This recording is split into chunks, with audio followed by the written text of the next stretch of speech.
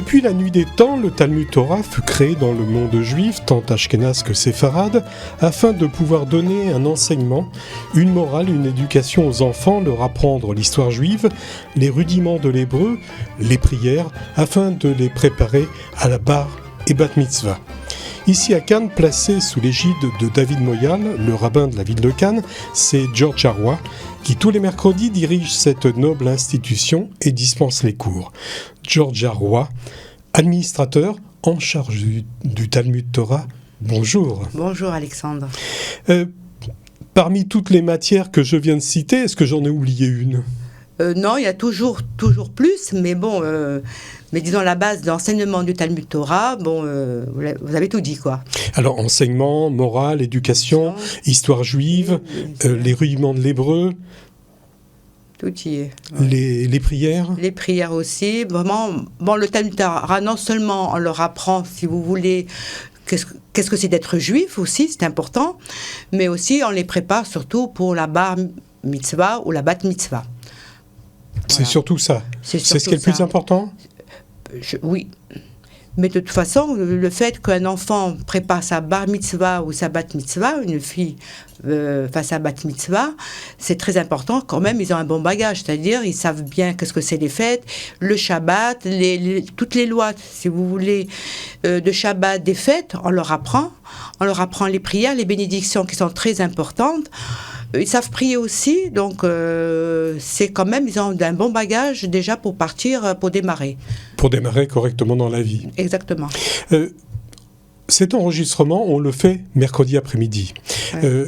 Tout à l'heure, vous avez remis les prix avec le rabbin David Moyal. Ouais. Vous avez remis les prix. Je vous ai senti vraiment très concerné, mais aussi très ému. De remettre les prix, c'est le fait que les enfants partent là, que c'est les vacances, ça y est, c'est fini. Vous n'allez plus les revoir avant la rentrée. C'est normal qu'on a un peu des émotions comme ça, très fortes avec les enfants, surtout quand vous les avez toute l'année et qu'il y a quand même un échange, que vous voyez que vous avez des élèves, des enfants qui sont là, qui viennent vraiment avec amour et qu'ils ont envie d'apprendre. Donc il y a un échange qui se fait, qui est très fort, et nous, on a envie de donner. Et quand on fait ça, quand on enseigne le judaïsme, qu'est-ce que c'est la Torah aux enfants, donc il y a un lien très fort qui se lie entre les enfants et la prof, mais aussi on donne tout notre amour pour que les enfants comprennent, parce qu'il faut leur apprendre non seulement d'apprendre les prières et tout, mais il faut faire tout amour et aimer son prochain. Et vous les considérez un petit peu comme vos enfants. Oui, exactement. Donc c'est sûr de devoir s'arrêter là et de partir. Bon, je sais qu'ils partiront pas, mais ils vont grandir. Mais c'est très important et puis ça me fait énormément plaisir de pouvoir, c'est une joie pour moi, de transmettre ce que j'ai appris. Et puis moi, j'apprends en plus encore avec les enfants. En leur donnant un enseignement, j'apprends. Ça me fait des recherches, je prépare mes cours. Donc, il y a un échange qui se crée et qui est formidable. Hein. Combien vous avez d'élèves ? J'ai vu, j'en ai compté à peu près 30, il y a 35 33 ou 34, 35 élèves à peu près. Voilà. Bah, c'est ce que j'avais compté. Voilà. Hein. Donc l'année prochaine, il y a combien de classes ? En ce moment, il y en a 3, mais il y aura toujours 3, plus bien sûr la classe du rabbin qui prépare la bar mitzvah pour les garçons. Mais il y a le premier niveau, deuxième niveau et troisième niveau. Et puis il y a le GAN aussi, c'est-à-dire les enfants à la maternelle, quoi. Est-ce qu'on peut recevoir davantage d'enfants ? Ah, bien sûr, nous on demande que ça, d'avoir plus d'enfants, parce que je sais qu'à Cannes, par exemple, il y a beaucoup de mamans, des juifs d'ailleurs, qui travaillent et qui ne peuvent pas amener leurs enfants au Talmud Torah, parce qu'ils travaillent beaucoup. Donc il faut qu'ils fassent un effort pour qu'ils puissent s'arranger avec d'autres mamans ou nous appeler pour qu'on puisse leur donner une solution. Un service de covoiturage. De covoiturage et leur donner une solution organiser ça. Pour qu'on puisse venir prendre ces enfants parce qu'ils seront ravis et puis c'est sauver ces enfants. Ça fait beaucoup de bien. Georgia, comment vous concevez votre rôle d'enseignante ? Mon rôle d'enseignante, c'est-à-dire j'ai toujours appris ce qu'on reçoit, il faut donner. Et donc, j'ai été dans une école juive moi-même, donc, et les profs qui m'ont enseigné d'ailleurs pendant toutes ces années, quand j'étais jeune, j'ai appris d'eux comment il fallait transmettre et donner aux autres. Et d'ailleurs, j'ai fait un parcours du Kodesh, c'est-à-dire de tout ce qui est Bible, Torah, pour être enseignante. Donc aussi pendant les vacances scolaires, ou pendant les grandes vacances, quand j'avais 16 ans, on recevait des enfants d'autres pays qui ne savaient pas lire, et nous, on leur apprenait à lire l'hébreu et à faire les prières. Et j'ai commencé ça à l'âge de 16 ans, à apprendre aux autres pendant les vacances. Est-ce que vous avez une méthode particulière ? Une méthode, Vous avez toujours la même méthode ? J'ai pas toujours la même méthode, mais je prépare, moi ma méthode, c'est-à-dire je prépare bien sûr mes cours, je sais ce que je dois faire, à comment je dois arriver, à chaque fois à la fin, et puis je fais en fonction des élèves aussi, parce que vous avez des élèves qui sont demandeurs, il y en a qui sont beaucoup plus lents, donc je fais avec, et puis après je les encourage aussi. Je suis toujours en train d'encourager les enfants pour aller plus vite, pour apprendre un peu plus. Et puis, il faut qu'il y ait un bon contact, une ouverture entre le prof et l'élève. La méthode d'enseignement, la pédagogie, est-ce qu'elle a changé au fil des années ? Je pense que oui, étant donné que les enfants changent. Donc, est-ce que ça a changé par rapport à la manière dont vous avez appris les choses ? Oui, ça change, mais j'enseigne toujours pareil. C'est-à-dire, l'enseignement ne change pas tellement pour moi. Hein. C'est le contenu qui ne change pas. Mais est-ce que la méthode d'enseignement, elle a changé ? Un petit peu quand même. C'est-à-dire, on ne peut plus enseigner... comme on enseignait de notre temps. Non, parce que les enfants sont vite fatigués aussi. On leur demande beaucoup maintenant. Les parents, par exemple, pour le Talmud Torah, le mercredi... Si toute la matinée était consacrée uniquement pour le Talmud Torah, c'est très bien, parce que la méthode aurait été, pas la méthode, mais disons les enfants, ils sont plus réceptifs à ce moment-là. Mais étant donné qu'ils ont 36 000 activités le mercredi, ils sont pressés, ils sortent du Talmud Torah, vite ils courent pour aller faire une autre activité, ainsi de suite, jusqu'au soir ils sont crevés. Le matin, soit ils ont cours dans les écoles, soit ils ont des activités aussi. Les parents ne les laissent pas. Alors qu'un enfant, il doit quand même le mercredi se relâcher, comme les grandes personnes. Ils doivent se reposer. Ils doivent savoir s'ennuyer aussi, les enfants. Ça s'apprend de s'ennuyer. Il doit savoir s'ennuyer, un enfant. Moi, je dis, c'est tout. Comment vous qualifieriez vos rapports avec les parents ? Avec les parents, j'ai un très bon rapport, c'est-à-dire je suis très ouverte avec eux au niveau discussion, au niveau conseil, parce que les parents ils ont besoin de conseils aussi au niveau des enfants. Et aussi, on discute facilement, je leur parle un peu de la Torah, parce qu'ils me posent des questions aussi. Est-ce que les parents aussi apprennent ? Oui. Avec les enfants. Oui, tout à fait. C'est pour ça qu'on leur apprend. Et puis les enfants, d'ailleurs, les parents, ce qu'ils me disent. Ils me disent, tiens, mon fils, il a chanté aujourd'hui. Ma fille, elle a allumé les bougies le vendredi soir. Donc ça fait plaisir pour les parents. C'est ça. Les enfants, par exemple, pour Pessah, ils ont appris à faire Manishtana, à lire Manishtana dans la Haggadah. Qu'est-ce que c'est une galette, l'importance de manger les galettes. Ils savent aussi le Shabbat, les chalot, le pain de Shabbat. Donc tout ça, même si les parents n'ont pas l'habitude de le faire, ils le font parce que les enfants leur disent, on a appris ça à l'école, on a fait ça à l'école. Et puis eux-mêmes, ils ont envie de le faire. Ils ont envie de revivre. Parce que comme je leur ai expliqué, c'est bien d'apprendre, mais il faut aussi pratiquer. Parce que la pratique, c'est quoi la pratique ? C'est la joie, c'est la liberté, c'est vraiment que c'est pas qu'un souvenir. Quand Dieu nous a donné la Torah, justement à Shavuot, quand on nous transmettait la Torah, nous chaque année, pourquoi le peuple juif refait Shavuot comme toutes les autres fêtes ? C'est pas comme un anniversaire qu'on fait, c'est-à-dire c'est comme on recevait la Torah le jour même, le jour de Shavuot qu'on vient de passer, c'est comme si Dieu nous a redonné encore une Torah.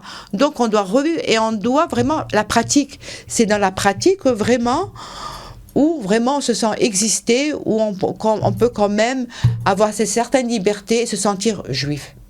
On parlait tout à l'heure d'histoire. Est-ce que c'est facile d'enseigner l'histoire juive aux jeunes ? C'est-à-dire l'histoire, oui, c'est facile, mais on raconte pas d'histoire parce qu'ils sont un peu trop jeunes. Enfin, au Talmud Torah, quand ils commencent, ils sont assez jeunes. Donc, l'histoire juive, vraiment, on raconte vraiment, surtout les fêtes juives qu'on leur apprenne. Donc, bien sûr, il y a l'histoire avec. Mais, je veux dire, on leur apprend surtout, il y a de l'histoire, mais il y a surtout les fêtes juives. Et on leur apprend, bien sûr, qui étaient les patriarches, qui était Moïse, d'où il sortait, sa mère, David Améler, qui était le roi David. C'est important qu'ils sachent d'où ils viennent et qui sont Abraham, Israël, Jacob, la tribu qui montait en Israël, et ainsi de suite. Et là, bien sûr, ils posent un tas de questions, et c'est bien. Mais moi, je fais beaucoup l'enseignement oralement. Je fais rarement. Il n'y a que la lecture. Quand je leur apprends à lire l'hébreu, alors là, je suis vraiment très exigeante. Et ils doivent très bien lire, c'est-à-dire je mets ça en pratique. Et bien sûr, je leur apprends toutes les prières en chantant. Alors, oui. Parce que c'est avec la joie. C'est avec la joie qu'on avance. Et s'il n'y a pas de joie, il n'y a pas de Torah dans la vie d'un enfant. Georgia, en dehors de votre rôle de responsable du Talmud Torah, vous participez aussi à la vie de la communauté depuis de nombreuses années. Vous l'avez vu évoluer, cette communauté. Qu'est-ce que vous pouvez nous en dire ? Et où est-ce qu'elle va ? C'est-à-dire, c'est une grande communauté que j'ai vue, bien sûr, bien évoluer. Où est-ce qu'elle va ? On ne s'arrête jamais d'évoluer, d'avancer. Hein. Mais je trouve que c'est une communauté qui est très ouverte. Pourquoi ? Parce qu'elle travaille énormément pour les autres. C'est-à-dire, c'est une communauté, il y a une ouverture qui attire tous les gens de tout pays, quoi, je veux dire. Même les touristes, ils viennent. Quand ils viennent chez nous, ils sont hyper contents. Mais c'est une synagogue quand même qui est très active. On a beaucoup de bénévolat. Et on fait tout pour satisfaire, bien sûr, les Canois et les Canoises, bien sûr. Et surtout, on a un président qui est formidable, qui travaille beaucoup, vous le savez très bien, qui a fait beaucoup de choses, qui a mis la restauration, qui est une chose bien sûr très importante chez nous. La restauration, c'est énorme, donc ça attire du monde. Et puis, ça fait voir aussi que le peuple... Et ça fait vivre aussi le centre communautaire. Eh bien, bien sûr, parce qu'on a besoin de ça aussi. Hein. Mais je trouve qu'on n'a pas assez de dons. Voilà. Mais bon, ça fait... Petit à petit, on arrive quand même.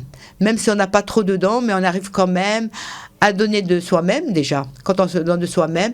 Mais vous savez, pour donner l'exemple aux autres, il faut d'abord commencer par soi-même et se donner l'exemple. Les gens, ils voient ce qu'on fait, ils veulent faire pareil, ils viennent aider. Donc, je trouve, c'est pas mal. Et donc, bien sûr, il y a beaucoup de nouveautés, il y a beaucoup d'ouverture, il y a beaucoup de... À part la restauration, il y a eu beaucoup de choses au niveau des fêtes, justement, les grandes fêtes de Rosh Hashanah, de Yom Kippour. On ouvre 3 salles pour les prières. On fait des repas pour les jeunes aussi, de 18 à 25, 30 ans, quoi. Une fois par mois, il y a un repas, ils se réunissent, ils viennent prendre des repas ici, qu'on leur prépare. Et bon, voilà. Moi, je dirais que du bien de notre synagogue, parce que on est tous heureux, on est contents de voir les autres bien. On veut le bien-être des autres. Voilà. Alors, s'il y avait une chose qu'on pourrait améliorer, et qui serait dans votre possibilité d'améliorer, ce serait quoi, par exemple ? Moi, je trouve qu'il y ait plus d'élèves au Talmud Torah, par exemple. Plus de Torah, mais un Beth Midrash, c'est quoi ? C'est-à-dire il nous faut une pièce où les enfants peuvent venir et étudier. Mais il faut que... Voilà. Bien sûr, le rabbin, il fait beaucoup, parce qu'il donne des cours de pensée juive le mercredi, le samedi et tout. C'est très bien ce qu'il fait, c'est super, parce qu'après, il est pris pour les mariages, il est pris pour... Il peut pas être de partout. Mais je pense pour moi, à mon avis, il y aurait une pièce pour enseigner la Torah, étudier vraiment, c'est-à-dire apprendre Rashi, les commentaires de la Torah qui sont très importantes. Je pense qu'il y aurait plus de monde. Voilà. Merci Georgia d'avoir accepté mon invitation, et pour les enfants, à l'année prochaine.